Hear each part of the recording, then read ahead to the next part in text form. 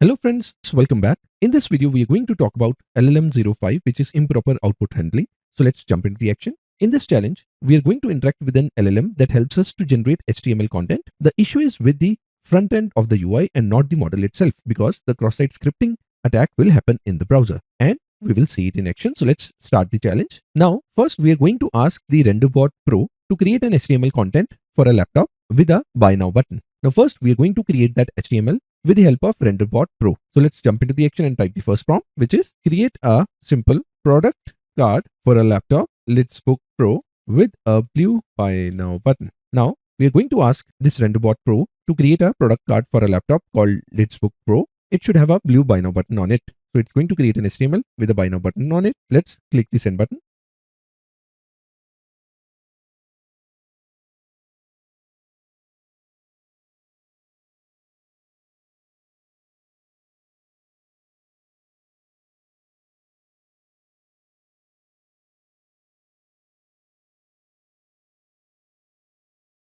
Now, as you can see, the bot has created the product card, which is for laptop Lidsbook Pro, and it has a buy now button as well. Now, let's ask our LLM to put attribute-based cross-site scripting payload, create an image element with source set to X and an on error handler that runs alert XSS via on error, and let's close the parenthesis. Now, we are telling the LLM to create an image element with source set to X. So we will see an alert XSS via on error. So let's send the prompt to see our model injecting cross-site scripting into the image element. So let's click on send button.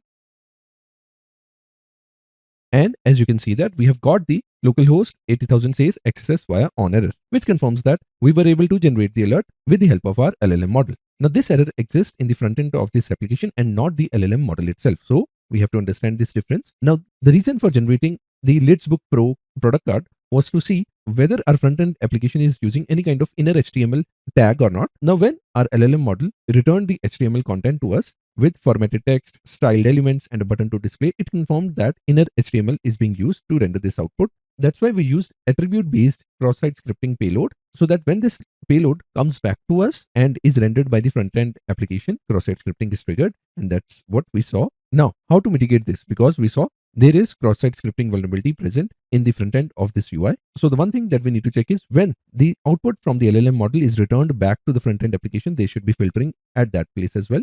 To monitor what kind of output is being returned to the user, we should use libraries like DOM Purify to strip dangerous elements and event handler attributes like on error handler that was being returned by the LLM to our front end application. Then we need to use strict CSP policy like script source self that blocks inline event handlers. One example of this is on error handler. Applying output encoding to the content that has been generated by the LLM before sending it to the front-end application is another mitigation that can be done to mitigate these kind of issues. I hope you now understand what is improper output handling, which is the fifth vulnerability associated with large language models. I hope you have enjoyed this video. Thanks for watching. Stay tuned. See you in the next video.